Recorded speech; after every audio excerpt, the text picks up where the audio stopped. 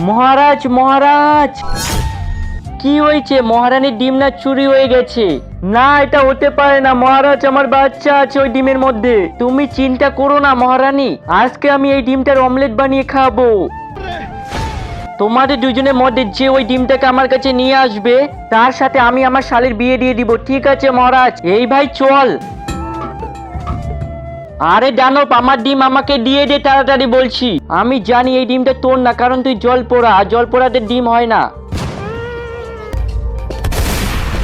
আহা,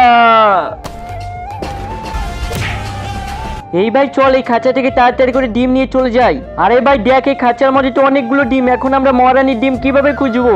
চল ভাই, একটা কাজ করি, সব ডিম নিয়ে যাই, মহারানী নিজেই চিনতে পেরে যাবে ওর ডিম কোনটা। দাঁড়াও বলছি, কেউ আমার ডিমে হাত দিবা না। তোমরা দুজন এসো আমার ডিম কেটে, দাঁড়াও এখনই তোমাদের মজা দেখাচ্ছি। আরে ভাই ভাগ তাড়াতাড়ি, নালে এই নাগিন আমাদের কাঁচাই খেয়ে ফেলবে। হ্যাঁ ভাই ভাগ, পরে ডিম নিয়ে যাবে।